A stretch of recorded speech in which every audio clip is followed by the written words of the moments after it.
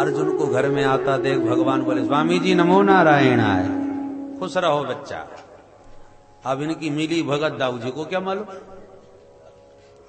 भगवान बोले, बड़े भैया अब आप आराम करो, हारे थके हो गए, मैं महाराज जी को प्रसाद पवाऊंगा, आप बिल्कुल निश्चिंत रहिए, महाराज जी का पूरा ध्यान रखा जाएगा। अच्छा ठीक है, ले जाओ इन्हें अंतःपुर में ले जाओ। अर्जुन को भगवान अंतःपुर में लाए। सुभद्रा बहन, बहुत बड़े सिद्ध महात्मा आए हैं, भाग्य खुल गए तुम्हारे, प्रेम से प्रसाद पवाओ, महाराज जी खुश हो गए तो तुम्हारे सारे मनोरथ सफल हो गए, ये समझो। सुभद्रा जी ने सुंदर भोजन बनाया, महाराज जी को प्रसाद पवाने के लिए बैठाया, थाली परोस करके सामने धरी। अर्जुन पाने लगे और सुभद्रा टुकुर टुकुर देखने लगी। महाराज जी की शकल को जानी पहचानी सी लग रही है, कहीं देखा तो है। अब घूर घूर के देखे सुभद्रा, बहुत ध्यान से देखा तो समझ में कुछ आने लगा, ये तो शकल बिल्कुल अर्जुन जैसी लग रही है। फिर बोली, ना ना, अर्जुन काय को होंगे, वो भला साधु बन के क्यों आएंगे। मैं आजकल उनके बारे में कुछ ज्यादा ही सोचने लगी हूं, इसलिए मेरे को भ्रम हो रहा है। परंतु नहीं नहीं, होने तो चाहिए, बिल्कुल शकल वैसी ही लग रही है। तो अब ये संदेह दूर कैसे हो। अर्जुन को धीरे से छुप करके इतने में भगवान बोले, अरे सुभद्रा बहन, अचानक मेरे को एक कार्य याद आ गया, 2 मिनट में अभी आता हूं, तब तक महाराज जी का ख्याल करना। और यों के भगवान भी खिसक गए। अब केवल अर्जुन और सुभद्रा। सुभद्रा संदेह दूर करने के लिए धीरे से बोली, अरे अर्जुन। सोई अर्जुन ने हड़बड़ा के चारों तरफ दृष्टि घुमाई कि हमको यहां किसने बुलाया। सुभद्रा समझ गई, इसका मतलब अर्जुन ही है, पक्की बात। पर उसने आई और मुस्कुरा के बोली, महाराज काय को बेरूपिया बने बैठे हो, ये बाबा बन के कैसे आए गए। अर्जुन भी मुस्कुरा पड़े, देवी सारे पापड़ तुम्हारे लिए बेले जा रहे हैं। समझ गई। सुभद्रा ने कहा, तो ठीक है, देवी मां के मंदिर में कल हमारी आपसे वहां भेंट होगी, ऐसा संकेत कर दिया। तब तक भगवान भी आ गए।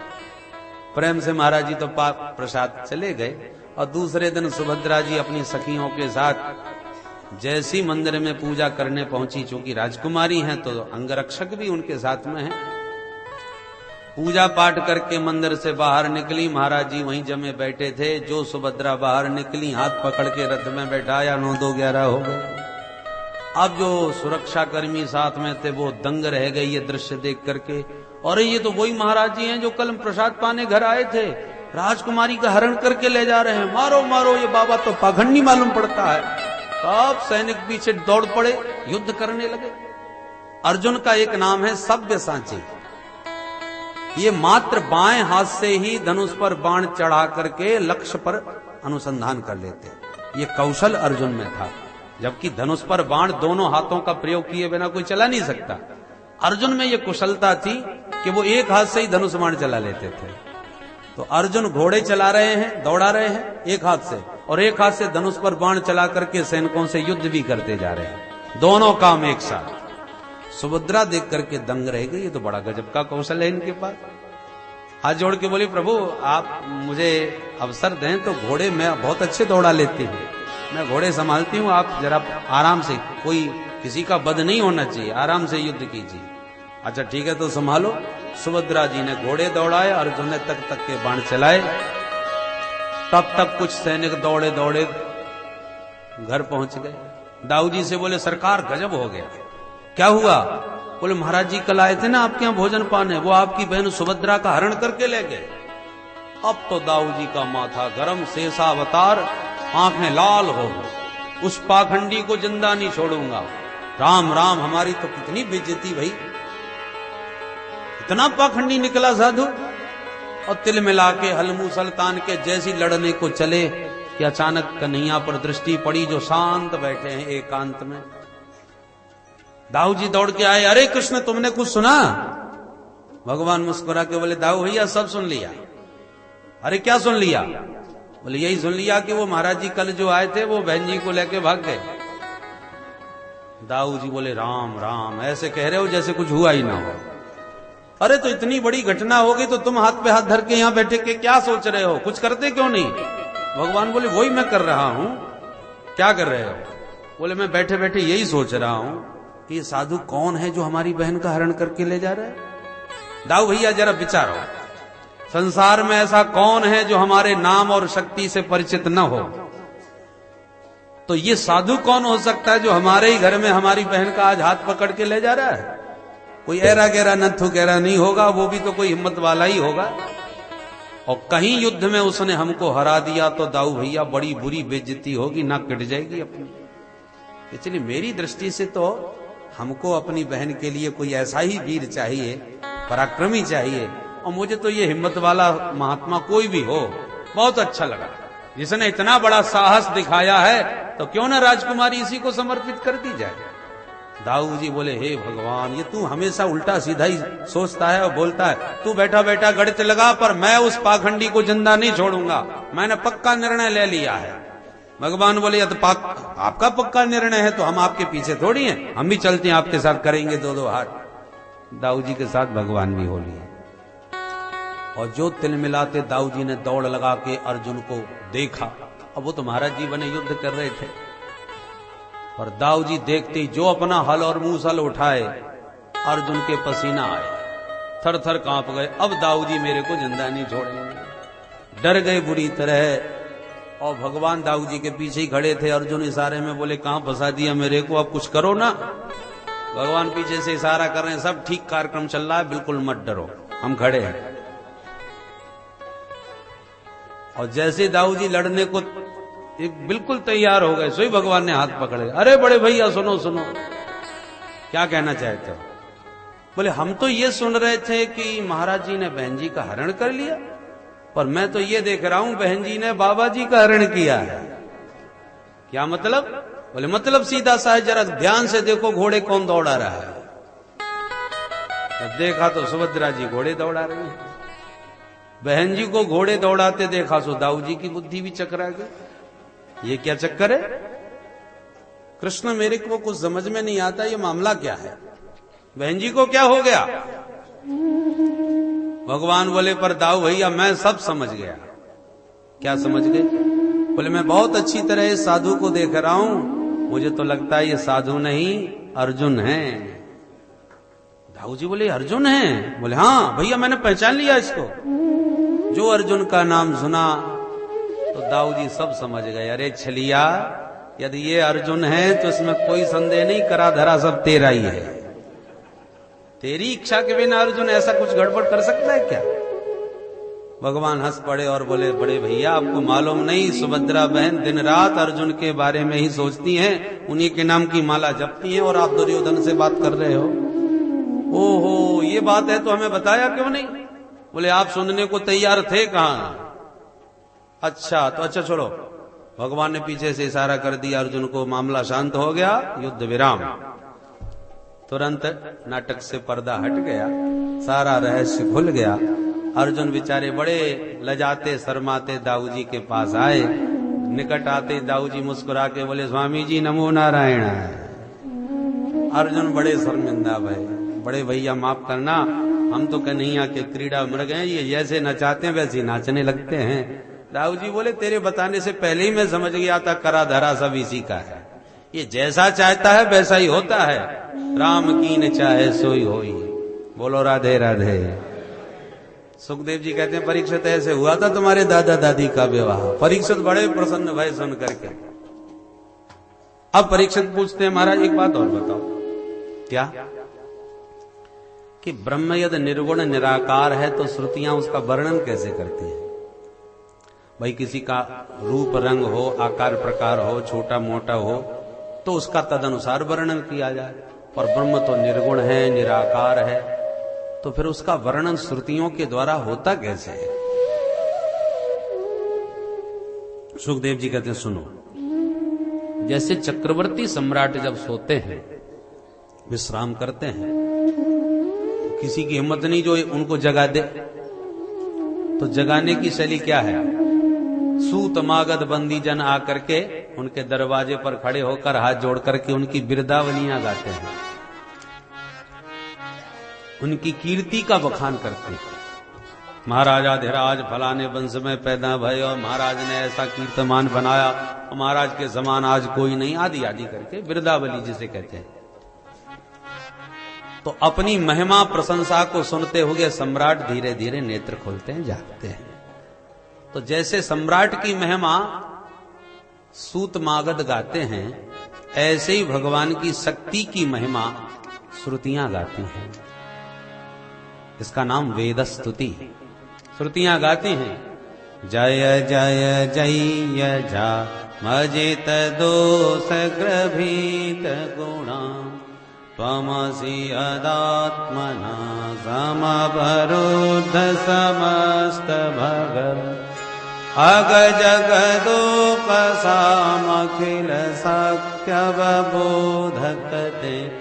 क्वचिद जयात्मना चरतो नुचरे निगमः। ये वेदस्तुति की शैली है। इसका नाम है नरकुटक छंद।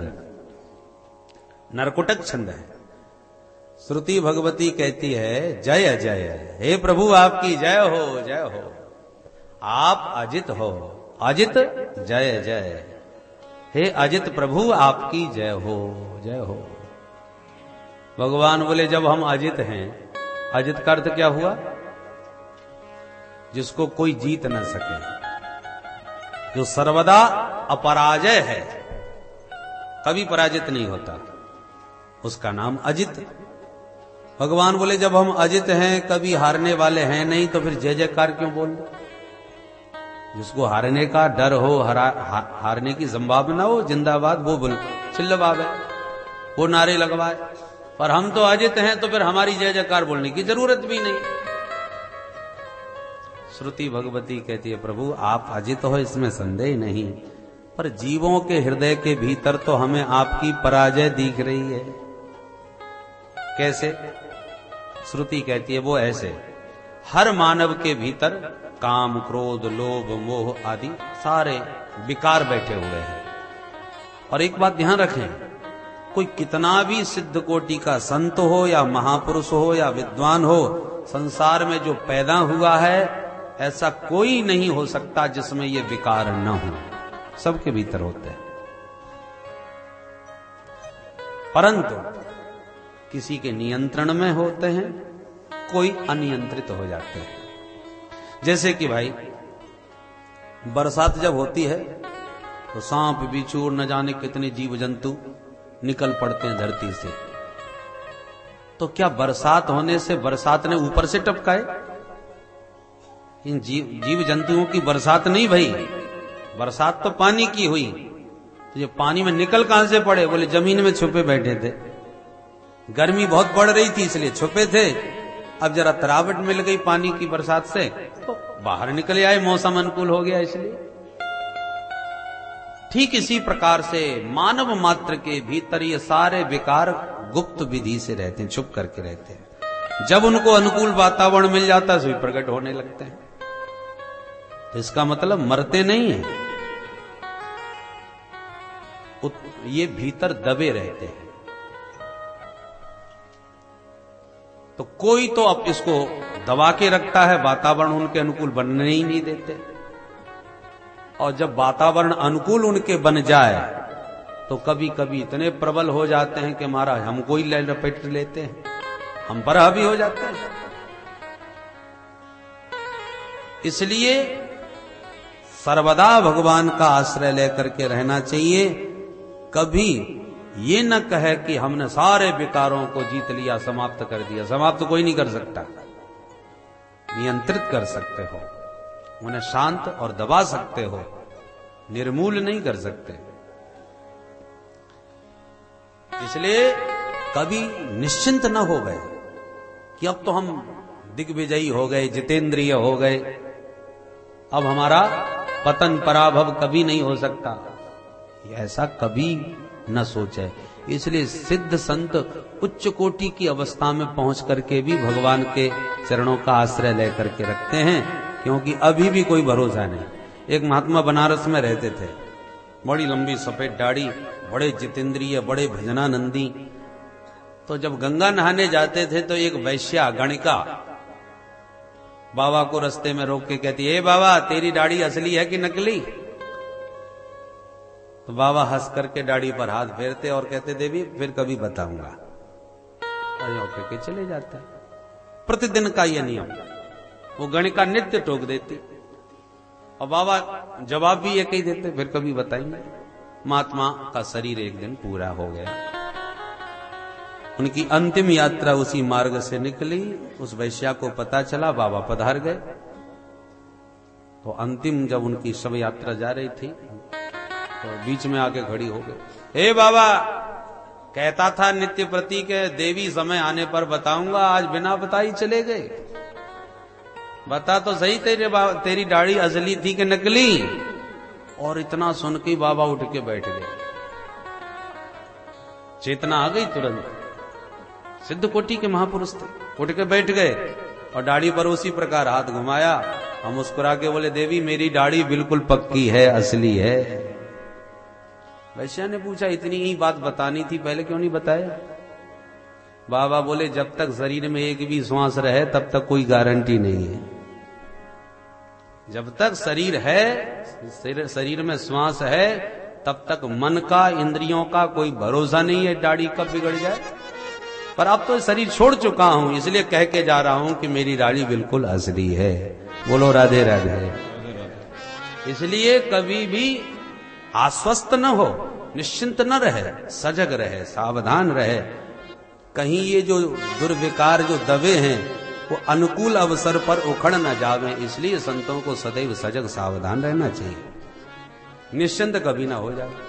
तो श्रुति भगवती भगवान से प्रार्थना करती है कि प्रभु सबके भीतर ये विकार छुपे बैठे हैं और सबके भीतर आप भी छुपे बैठे हो।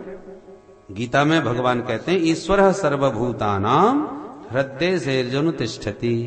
सबके भीतर वो ईश्वर भी बैठा है।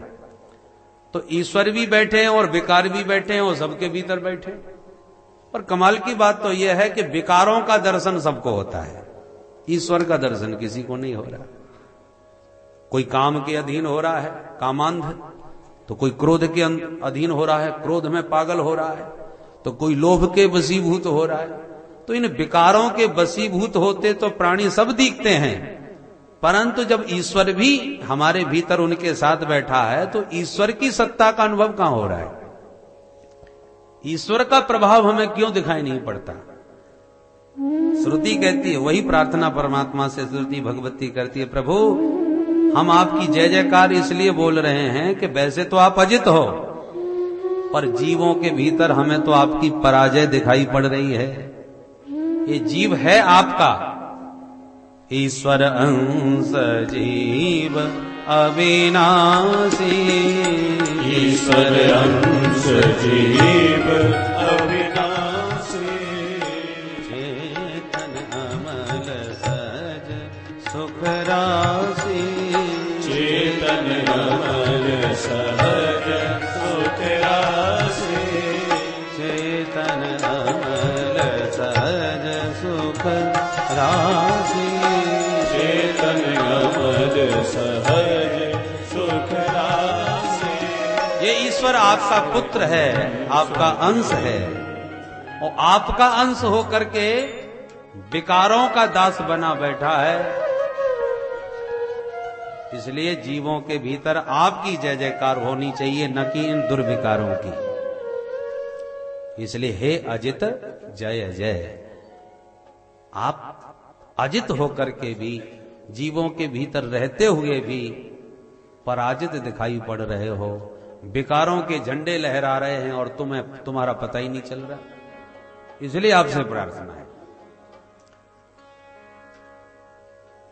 विषय थोड़ा गंभीर है, एक श्लोक की व्याख्या बहुत ध्यान से सुन लें, उसके बाद फिर और एकादश स्कंद है,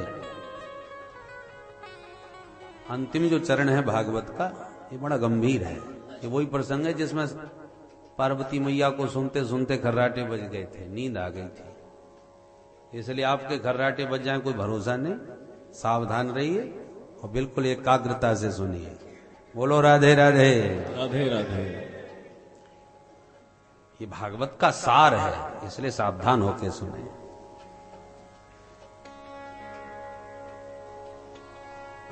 तो श्रुति कहती है कि जीव आपका अंश है, माने आपका पुत्र है। तो क्या आपको ये बुरा नहीं लगता कि आपका बच्चा और दुर्विकारों का दास बना घूमता है? जैसे एक राजा का बेटा था, किसी बात पर राजा से अनबन हो गई और पिता से रूठ करके परदेश भाग गया। राजा का बेटा है परंतु परदेश में जाकर के भूखों मरने लगा, क्योंकि काम धंधा कुछ आता ही नहीं था। अब भूखों मरने लगा तो अब कहां जाए? कुछ भी नहीं मिला तो होटल में बर्तन साफ करने की नौकरी मिली। अब मरता क्या ना करता, भूखों मर रहे हैं तो अब राजा के बेटा बने कब तक डोले? पेट के लिए तो कुछ करना पड़ेगा। बताना किसी को चाहते नहीं कि मैं राजा का बेटा हूं, नहीं तो नौकरी भी नहीं मिलने वाली। अंत में होटल में बर्तन साफ करने की नौकरी करने लगा और जो मिलता उसमें पेट भरता। उसे जानता ही कौन था परदेश में, इसलिए चलो उसने सोचा कुछ जानने वाला तो है नहीं, यहीं पेट भरेंगे, नौकरी करेंगे और क्या। अचानक उसी होटल में उसी देश के राजा का एक मित्र था, बड़ा भारी उद्योगपति। वो विदेश घूमता हुआ उसी होटल में जाके रुका और जैसे ही राजकुमार आया बर्तन उठाने, जूठे बर्तन, तो उसने देख लिया और देखते ही पहचान लिया, क्योंकि राजा के आना जाना था उसका। अरे कुंवर साहब आप! जैसे उसने कहा कुंवर साहब तो बेचारे मुंह लटका के रह गए। मैनेजर ने कहा क्या कहा? कुंवर साहब? ये कहां के कुंवर साहब है? ये तो हमारा नौकर है। अरे नौकर तो है पर इनके पिता बहुत बड़े राजा हैं, मेरे बहुत अच्छे मित्र हैं, मैं इसे बहुत अच्छी तरह जानता हूं। जब उसने पूरा विस्तार से परिचय कुंवर साहब का दिया तो होटल का मालिक भी भौचक्का रह गया देख करके। और महाराज पत्रकारों को पता चला तो सारे अखबारों में महाराज ये समाचार, फलाने राजकुमार बर्तन मांजते हुए फलाने होटल में मिले। चारों तरफ हल्ला मच गया। अब बताओ बेइज्जती राजकुमार की भई के राजा की? राजा की हुई कि नहीं? भाई जो नामी होता है उसी की बदनामी होती है, जिसका नाम ही कोई नहीं जाने उसकी बदनामी क्या? तो नामी तो राजा है, राजा की ख्याति है, राजकुमार को तो अभी कोई जानता ही नहीं। तो इस घटना से बदनामी राजा की ही प्रमुख रूप से होगी। ऐसे ही प्रभु ईश्वर अंश जीव अविनाशी, ये बेटा तो सब आपके ही हैं, आप अंशी और जीव आपका अंश। आपका अंश, आपका पुत्र होता हुआ भी कोई काम का दास बना है, कोई क्रोध का दास बना है, कोई लोभ का दास बना है, तो इन विकारों के दास बने होटल में बर्तन मांज रहे हैं, उनके आगे पीछे डोल रहे हैं, तो क्या इसमें आपकी बदनामी नहीं है? अतः आप कृपा करो और जीव को आत्मबोध कराओ, स्वरूप बोध कराओ, इन विकारों से बचाओ। भगवान के लिए भगवान बोले अच्छा तो इसके लिए हम क्या करें? श्रुति कहती है अजाम मायाम जही, इस पापनी उल्टा माया को मार दो, उससे सब मुक्त हो जाएंगे।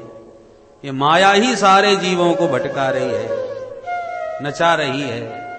और माया के आप पति हो, मायापति हो, आप चाहो तो माया को अपने सारों पर नचाओ। तो माया को यदि मार दोगे तो जीव माया मुक्त होते ही सारे विकारों से छुटकारा पा जाएगा। भगवान बोले अब माया को कैसे मार दूं? माया भी तो मेरी बड़ी गुणमयी है। देवी हे सा गुणमयी मम माया दुरत्यया, मेरी गुणमयी माया है, सत्व रज तम, ऐसे दिव्य गुणों से विभूषित मेरी माया है। मेरी माया से ही सारा संसार चल रहा है। अब वही माया मार दूंगा तो मेरा तो संसार ही सब ठप्प हो जाएगा। तो इस गुणमयी माया को कैसे मारूं मैं, बताओ? श्रुति कहती है प्रभु ये माया में गुण तो बहुत सुंदर हैं, और जितने भी सत्वादिक गुण हैं माया में वो आपके जीवों को छलने के लिए, लूटने के लिए हैं। जैसे एक नृत्यांगना गणिका नाचती बहुत सुंदर है, सजती भी बहुत सुंदर है, तो उसका सजना, समरना, नाचना, गाना, हाव भाव जितने भी हैं वो सब लोगों को लूटने के लिए हैं, छलने के लिए हैं, जेब खाली करने के लिए हैं। तो जैसे उस गणिका के सारे गुण लोगों को ठगने के लिए होते हैं, ऐसी आपकी माया के सारे गुण आपके पुत्रों को ठगने के लिए, इन जीवों को ठगने के लिए है। तो ऐसे गुण किस मतलब के? दोष ग्रभीत गुणा, इसके गुणों में ही तो दोष है सरकार, इसलिए इस माया को मारो। भगवान बोले माया का मारना संभव नहीं, माया से बचने के लिए ही मैंने अपने जीवों में बुद्धि विवेक सब प्रदान किया है। ये बुद्धि और विवेक काय के लिए दिए हैं कि इस बुद्धि और विवेक का प्रयोग करो, मेरी माया से बच के रहो। भाई टॉर्च काय के लिए दी है कि अंधेरा हो जाए तो जला करके अपना रास्ता नाप लो। अब टॉर्च आपके पास है, फिर भी अंधेरे में इधर उधर धक्का खाते फिर रहे हो, उसका प्रयोग करो। तो भगवान कहते हैं मैंने बुद्धि विवेक से सब इसीलिए दिए हैं जीवों को, इसका प्रयोग करो। इस पर श्रुति कहती है प्रभु आपने बुद्धि विवेक सब दिया है, इसमें कोई संदेह नहीं, परंतु अखिल सत्यव बोधकते, जीव में जो शक्ति है और बुद्धि और विवेक है उसके बोधक भी आप हो। जब तक आप ही कृपा न करो तब तक ये जीव के पास बुद्धि विवेक भी इसका काम नहीं करता। आपकी कृपा से ही वो सक्रिय होते हैं, जागृत होते हैं, शक्तिशाली बनते हैं। और जीव के पास शक्ति तो है, पर शक्ति का यदि बोध ना हो तो शक्ति का होना न होना बराबर है। जैसे कि उदाहरण से एक महात्मा गरीब किसान की सेवा से खुश हो गया और उसे पारसमणि दे के चला गया। 5 साल के बाद फिर लौटा तो वो किसान तो लकड़ी काट रहा था। महात्मा बोले तू लकड़ी काट रहा है, तेरे को तो मैंने पारसमणि दी थी, क्या किया? बोले महाराज आपने दी तो थी परंतु आपने बताया कुछ नहीं कि उसका करना क्या है, मेरी को समझ में आया नहीं। सो मैं तो सुबह शाम आरती घुमा देता हूं, तो अगरबत्ती लगा देता हूं अपने ठाकुर जी के मंदिर में, उसको भी रख दिया है जो आप दे के गए थे। अरे राम राम, चल मैं तेरे को बताऊं। और बाबा ने फिर लोहे से रगड़ के जब दिखाई तो लोहा सोना बन गया। अब किसान सिर पकड़ के रोया, हे भगवान 5 साल से इतनी बढ़िया चीज घर में धरी, हम लकड़ी काटने में लगे थे, अब तक तो हम सबसे बड़े संसार के धनवान बन गए होते। अब पछता रहा है, रो रहा है। तो दिव्य शक्ति उसके पास है पर शक्ति का ज्ञान नहीं है, उपयोग करना आता नहीं, तो पाना और न पाना बराबर रहा कि नहीं? यदि उसे ज्ञान होता तो आज क्या से क्या हो गया होता। ऐसे ही भगवान ने बुद्धि विवेक दिया तो सब कुछ है, पर हमें अपनी शक्ति का ज्ञान ही नहीं। और जब ज्ञान नहीं है तो हमको मिलना न मिलना बराबर रहा कि नहीं? इसलिए अखिल सत्य अवबोधकते, प्रभु आप कृपा करो कि जो शक्ति आपने दी है उस शक्ति का इस जीव को बोध हो जाए, ज्ञान हो जाए और ये उसका प्रयोग करे ठीक से, तो इसका पाना सार्थक होगा। इस प्रकार से श्रुति भगवती भगवान की महिमा को गा गा के जीवों पर कृपा करने के लिए प्रार्थना करती है, उसी का नाम है वेद स्तुति। बोल वेद भगवान की जय। इस प्रकार से एक दिन भगवान द्वारका में विराजमान थे कि अचानक एक ब्राह्मण रोता रोता दरबार में आया, भगवान के चरणों में विलाप करने लगा। अर्जुन प्रभु के साथ द्वारका में उनके पास ही बैठे थे दरबार में। रोते रोते अचानक ब्राह्मण ने आंसू पोंछे और भगवान पर गालियों की बौछार कर दी। तुम पाखंडी हो, तुम राजा बनने योग्य नहीं हो, तुम्हारी आंखों के सामने आज मेरा ये 9वां बेटा समाप्त हो गया। राजा जब पाप करता है तो राजा के पाप से ही पिता के सामने पुत्र की मृत्यु होती है। राजा यदि सदाचारी धर्मात्मा निष्ठावान हो तो पाप के सामने पुत्र मर जाए तो संभव नहीं है, मृत्यु में यह साहस नहीं है। न जाने कितनी गालियां भगवान को सुनाई। अर्जुन को बड़ा क्रोध आया कि मेरे प्रभु कैसे ऐसे बोलता है। हे ब्राह्मण देवता, बात क्या है हमें बताओ। ब्राह्मण ने कहा मेरे लगातार बच्चा पैदा होते ही मर जाते हैं, या 9वां बेटा लेके इनके सामने आया हूं, रो रो के चला जाता हूं, करते धरते कुछ है नहीं, गाली नहीं दूं तो क्या दूं, ये राजा है। प्रजा राजा के सामने ना रोवे तो कहां रोवे। अर्जुन ने कहा ओहो ये बात है, अच्छा तो तुम दुखी ना हो, अब की बार जब बच्चा हो हमें बुलाना, हम आपको वचन देते हैं अब की बार तुम्हारे बच्चे की हम रक्षा करेंगे। ब्राह्मण बोला जरा सोच समझ के बात करो अर्जुन, जब कृष्ण और बलराम और प्रद्युम्न और अनिरुद्ध ऐसे ऐसे हमारे द्वारका में वीरों की कमी नहीं है, जब ये वीर पुरुष कुछ नहीं कर पा रहे तो तू क्या कर लेगा। ब्राह्मण बड़ा खरा, एकदम सीधी बात करता। अर्जुन को जब ऐसे कहा तो अर्जुन को आवेश आ गया और बोला, ए ब्राह्मण, तूने क्या मुझे कृष्ण समझ रखा है? मैं कृष्ण बलराम नहीं हूं, मैं वो गांडीवधारी अर्जुन हूं जिसका गांडीव त्रैलोक्य में परिचित है। इसलिए यदि मैंने तेरे बालक की रक्षा नहीं करी तो जीते जी चिता में प्रविष्ट हो जाऊंगा, ये मैं प्रतिज्ञा करता हूं। ना हम संकर्षणो ब्रह्मन् न कृष्ण काश्निरेव च अहम वा अर्जुनो नाम गांडीवम यस्य वै धनु। यों करके जब अर्जुन ने कठोर प्रतिज्ञा करी तो भगवान कुछ नहीं बोले, शांत बैठे रहे, मन में सोचने लगे कुछ ज्यादा ही बलवान हो गया है ये, मेरे सामने ऐसा बोलता है, ठीक है देखूंगा।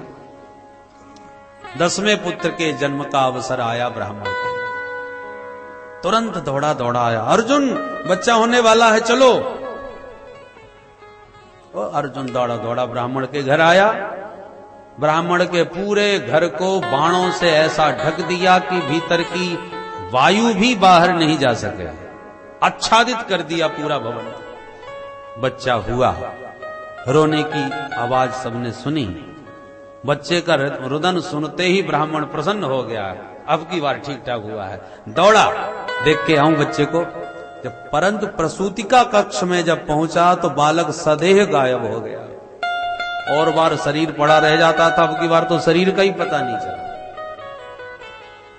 अब अर्जुन के पास भागा भागा ब्राह्मण आया। अरे ब्राह्मण ने हाथ जोड़ के कहा, अर्जुन वो तो बच्चा ही गायब हो गया, न जाने कौन कहां से उठा करके ले गया।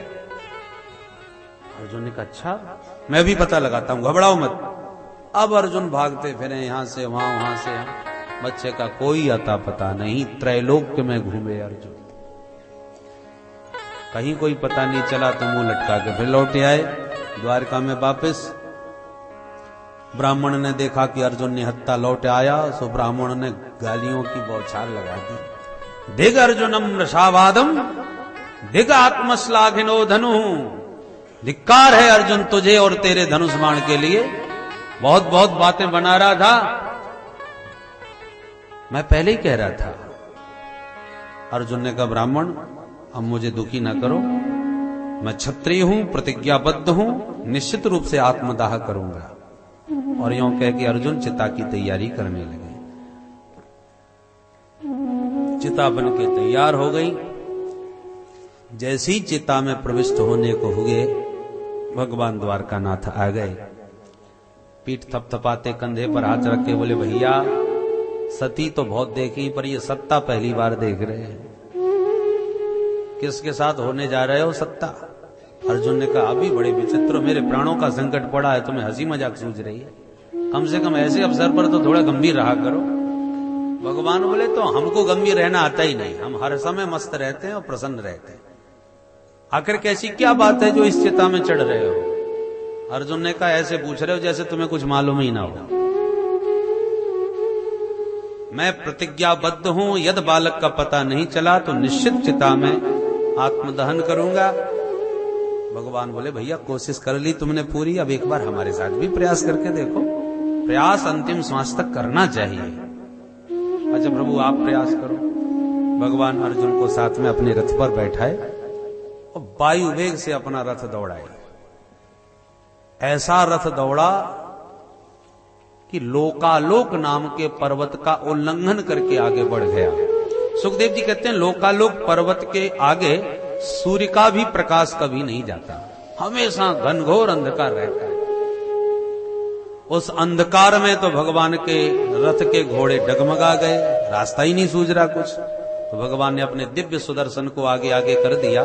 सुदर्शन के प्रकाश में घोड़े आगे बढ़े और जैसे अंधकार समाप्त हुआ तो अचानक इतना दिव्य तेज प्रकट हो गया कि उस तेज को देखने में अर्जुन समर्थ नहीं हुए, आंखें चौंधिया गई। धीरे धीरे जब देखने की शक्ति आई तो एक दिव्य महापुरुष का दर्शन हुआ। भगवान रथ से उतरे, उस महापुरुष को प्रणाम किए। प्रभु प्रणाम कर रहे हैं तो अर्जुन ने भी दंडवत किया। वह भौम पुरुष था जिसने दोनों का स्वागत करते हुए कहा, भाई तुम दोनों ही नर और नारायण हो।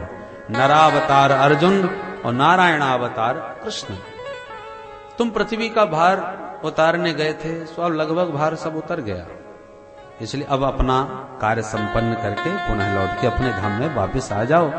यही सब बातें करने के लिए और तुमसे मिलने के लिए मैंने वो बालकों को चुराया था जो सुरक्षित हैं मेरे पास। तुम्हें बुलाने के लिए ये सब हुआ था। आप इन बालकों को वापस ले जाओ और अपना काम के जल्दी घर लौट आओ। यों कह के भगवान ने बालकों के साथ अर्जुन और श्री कृष्ण को विदा किया। लौट के भगवान पुनः द्वारका में आए और ब्राह्मण को एक की जगह जब 10 पुत्र दिए तो ब्राह्मण खुशी के मारे नाचने लगा और अर्जुन को लाखों लाखों आशीर्वाद की झड़ियां लगाती है। बोल भक्त वत्सल भगवान की जय।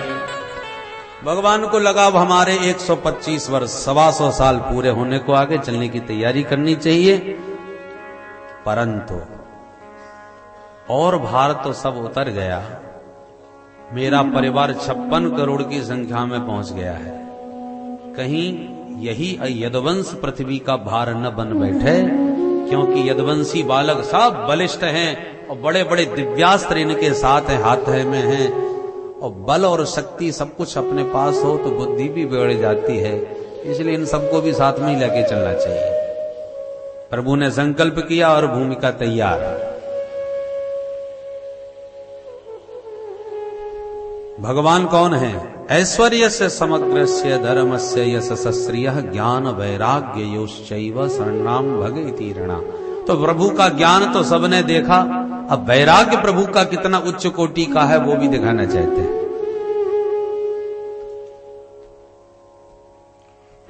चातुर्मास जब आता है ना तो महात्मा लोग एक जगह बैठ करके चातुर्मास संपन्न करते हैं, नदियों को उस समय लांघते नहीं।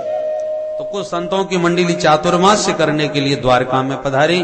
भगवान ने सभी का स्वागत किया और सुंदर बगीचा में निवास दिया। महात्माओं ने आसन जमा लिया। सुबह शाम भोजन आदि की सारी व्यवस्था भगवान साधुओं की स्वयं आकर के देखते हैं, करते हैं। कुछ यदुवंशी बालक खेलते खेलते एक दिन उसी बगीचा में पहुंच गए जहां साधु रुके हुए थे। और साधु संतों का भंडारा जब देखा तो बच्चे आपस में कानाफूसी करने लगे। बाबा लोग पड़े पड़े मालपुआ सटकाते रहते हैं, काम धंधा कुछ है नहीं, पड़े पड़े पाते रहते हैं, आता जाता कुछ है नहीं। चलो इन बाबाओं की आज कुछ परीक्षा लेके देखते हैं। लोग तो यही कहते हैं महात्मा बड़े त्रिकालज्ञ होते हैं, बड़े सिद्ध होते हैं। ये कितने सिद्ध हैं, कितने त्रिकालज्ञ हैं, चलो इनसे कुछ परीक्षा ली जाए। क्या करें? आपस में बातें करते करते जाम्बवती का बेटा सांब था, बड़ा सुंदर, बड़ा गौरांग था। तो सबने मिलकर के उसी को एक साड़ी पहना दी और उसे स्त्री बना दिया। थोड़े से कपड़े उसके पेट में बांध लिए और उससे गर्भवती महिला का रूप बना करके संतों के पास ले गए। महाराज जी प्रणाम। संत बोले आओ आओ बच्चों, कैसे आना हुआ? बोले महाराज हमारी भाभी जी आपसे कुछ पूछने आई हैं, आप बुरा ना माने तो पूछें। हाँ हाँ पूछो। बोले बस इनके मन में यही उत्कंठा है कि अब की बार हमको बेटा होगा कि बिटिया, बड़ी जिज्ञासा है बलवती, अतः कृपा करके आप तो त्रिकालज्ञ हो महाराज, जरा ध्यान लगा करके ऐसा कुछ बताओ कि क्या होगा। बाबा बोले अभी बताते हैं, बैठो। बच्चे सब बैठ गए और महात्मा आंख बंद करने लगे, ध्यान लगाने लगे। अब कोई नाक बंद करे, कोई आंख बंद करे, काऊ के पल्ले कछु न पड़े। महात्मा बड़े परेशान, गणित कुछ काम ही नहीं कर रहा, को समझ में ही बात नहीं आ रही। अब बच्चे हंसे और एक दूसरे को इशारेबाजी करें कि देखें महाराज जी बड़ी देर हो गई, बता नहीं पा रहे कुछ। एक बोला कुछ आता हो तो बताएंगे ना। अब एक महात्मा समझ गए, हे बच्चों तुम्हें शर्म नहीं आ रही? महात्माओं की परीक्षा लेते हो, ऐसा मजाक करते हो, भागो यहां से। फटकार के डांट के भगा दिया। बच्चे भगे तो नहीं, एक पीछे से खड़े होके बोला आता तो है नहीं, बताओगे कहां से? जो पूछ रहे हैं वो बताओ ना, आंख क्यों दिखा रहे हो? अब तो आप ऐसे बाहर बात हो गई। दुर्वासा मुनि मंडली में ही बैठे थे। बोले इधर आओ, मैं बताऊंगा। सब चले गए। महाराज हाँ आप बताओ। बोले मूर्खो, तुम्हारी इस भाभी के ना बेटा होगा ना बिटिया, ऐसा लोहे का मूसल होगा जो तुम्हारा सर्वनाश कर देगा। जनिष्यति वो मंदाह मूसलम कुल नाशनम, तुम्हारे कुल का नाश करने वाला मूसल हो। इतना कहते ही बच्चे सब घबरा गए और तुरंत कपड़े उतारे सांब के, तो जो कपड़े पेट में बांधे थे उन्हीं में लिपटा हुआ अचानक एक लोहे का मूसल निकल पड़ा। अब सब भयभीत हो गए और आश्चर्यचकित हो गए कि ये तो हमारे पास था ही नहीं, इसका मतलब इस साधु का वचन सत्य होगा। अब भागे भागे घर आए। एकांत में उग्रसेन महाराज के चरणों में गिर के खूब रोए और सारी घटना सुना दी कि हमसे इतनी बड़ी भूल हो गई। उग्रसेन महाराज ने बहुत डांटा फटकारा, परंतु अब डांटने से होता क्या है, बाण तो निकल गया। वाणी का बाण ब्राह्मण का कभी असत्य नहीं हो सकता। अब क्या करें? अंततोगत्वा यही निर्णय लिया गया कि ये बात यहीं दबा दी जाए, किसी को पता ही ना चले। क्योंकि भगवान द्वारकानाथ को यदि यह समाचार मिला तो विप्र विरोधी को वो कभी स्वीकार नहीं करेंगे, या तो मृत्युदंड बच्चों को मिलेगा या देश निकाला। इसलिए भलाई यही है कि बात यहीं दब जाए। तो इस मूसल का क्या करें? बोले घिस घिस करके पानी में बहा दो, जो होना होगा होगा। बिना किसी को भनक पड़े बच्चों ने मिल मिल के घिस घिस करके मूसल को एकदम पीस करके पानी में बहा दिया। वही घिसा हुआ मूसल एरका नाम की पैनी घास बन करके समुद्र तट पर प्रकट हो गया, जिसके पत्ते तलवार की तरह पहने थे। उसी से यदुवंश का संहार होगा। सुखदेव जी कहते हैं राजन, भगवान तो सर्वांतर्यामी हैं। भूमिका बन गई यदुवंश के संहार की। एक दिन नारद जी आए, भगवान ने स्वागत किए और कहा, नारद जी मैं चाहता हूं कि आप मेरे माता पिता को मेरे आत्म तत्व का बोध कराएं। जो आज्ञा प्रभु। नारद जी पुनः वसुदेव जी के कक्ष में गए। वसुदेव जी ने स्वागत किया। वसुदेव जी आए दिन नारद जी से मिलते रहते थे और उनका सत्संग होता ही रहता था। सत्संग की इच्छा से वसुदेव जी ने आज पुनः प्रश्न कर दिया, महाराज एक बात बताओ, भागवत धर्म किसे कहते हैं? भागवत धर्म का मतलब भगवत प्राप्ति का मार्ग क्या है, उसका स्वरूप क्या है? नारद जी बोले, वसुदेव जी जो प्रश्न तुम हमसे पूछ रहे हो यही प्रश्न एक बार जनक जी ने भी पूछा था नवयोगेश्वरों से। ऋषभ देव जी के 9 पुत्र नवयोगेश्वरों के नाम से विख्यात हो गए, जिनके नाम हैं कवि, हरि, अंतरिक्ष, प्रबुद्ध, पिप्पलायन, आविर्हो, द्रुमल, चमस और करभाजन। ये 9 महात्मा बहुत सिद्ध कोटि के योगेश्वर बने। एक दिन जब जनक जी के दरबार में पहुंचे तो विदेहराज जनक जी ने स्वागत किया और यही प्रश्न किया कि भागवत धर्म किसे कहते हैं। तब कवि नाम के योगेश्वर ने इसका जवाब दिया, मन्ये कुतश्चित भयमच्युतस्य पादाम्बुजोपासनमत्र नित्यम् उद्विग्न बुद्धेरसदात्म भावा विश्वात्मना यत्र निवर्तते भी।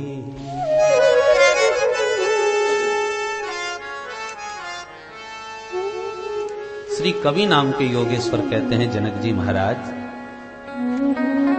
संसार के प्राणी मात्र को एक बड़ा भयंकर रोग लगा है। इस रोग का नाम है भवरोग। बोलो राधे राधे। अब आप सोच रहे होंगे हम तो अच्छे भले स्वस्थ बैठे हैं और ये जबरदस्ती सबको रोगी बताए रहे। तो 4 बातें हैं, बहुत ध्यान से सुने। हम रोगी हैं कि नहीं, रोग पर विचार करें और रोग के लक्षण अपने भीतर देखें। लक्षण घटे तो रोगी, न घटे तो निरोगी। और यदि वो रोग लगा है, लक्षण हमें मिल रहे हैं, तो प्रश्न उठता है ये रोग लगा ही क्यों है? प्रत्येक रोग का कारण होता है। सर्दी जुकाम हुआ है, आपको जुकाम हो गया, इसका मतलब तुमने कहीं असावधानी की इसलिए सर्दी खाए गए। तो कारण तो कोई ना कोई होता है बीमारी का। तो यदि हम बीमार हैं तो वो बीमार क्यों हो गए, उसका कारण क्या है। और यदि बीमार हो ही गए किसी भी कारण से भय, तो अब इसका इलाज क्या है, दवा क्या है।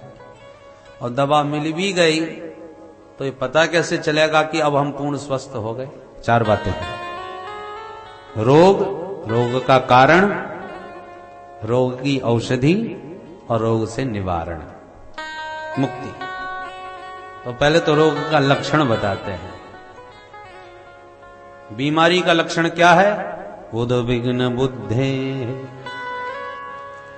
बुद्धि में निरंतर उद्विग्नता बनी रहे, 24 घंटे टेंशन। उद्विग्न बुद्धे, कोई ना कोई उफान मन में बुद्धि में उठता ही रहता है, ये बीमारी है। यदि आपका चित्त शांत है, बुद्धि शांत है, मन शांत है, तो आप स्वस्थ हैं। और अशांत हैं, उद्विग्नता चित्त में बुद्धि में निरंतर उठती ही रहती है, तो आप बीमार हैं। बोलो राधे राधे। राधे राधे। अब अपने अपने भीतर झांक करके देख लें, आप निरोगी हैं या रोगी। कितना भी कोई संपन्न हो, धनवान और निर्धन से इसका कोई संबंध नहीं। ये तो अंदर की बात है, भीतर की स्थिति है। किसी भी बड़े से बड़े डॉक्टर के पास जाकर के भी कहो भैया जी हमको बड़ा टेंशन रहता है, ऐसी दवा जो सारा टेंशन खत्म हो जाए, और डॉक्टर साहब कहेंगे तुमसे ज्यादा टेंशन में हम बैठे। कथा भी नहीं सुन पाते, एकांत में कहीं जा ना पाते, रात में सो नहीं पाते, जब देखो तो खटखटाने आ जाए, डॉक्टर साहब इमरजेंसी है, बहुत टेंशन है। तो अब टेंशन की क्या दवाई, तो बीमारी सबको है। कोई ना कोई उद्वेग हमारे भीतर उठता रहता है, और जब तक उद्वेग है, उद्वेग माने उफान, तब तक आपकी दाल कच्ची है, पकी नहीं, अभी सिद्ध नहीं हुए।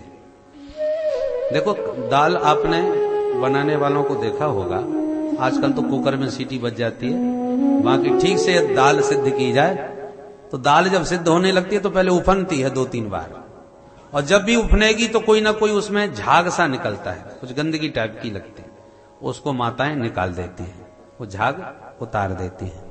थोड़ी देर बाद फिर उफन गई, फिर झाग निकला तो फिर झाग उतार गई, बस 2-3 बार ही उफनती है। और जब दाल सिद्ध होने लगती है तो खौलेगी खूब, पर उफनेगी नहीं, अब खौलती रहेगी। उफनना यदि बंद हो गया तो दाल सिद्ध हो गई। जब तक उफन रही है तब तक उसमें कुछ गंदगी है, अभी कच्चापन है।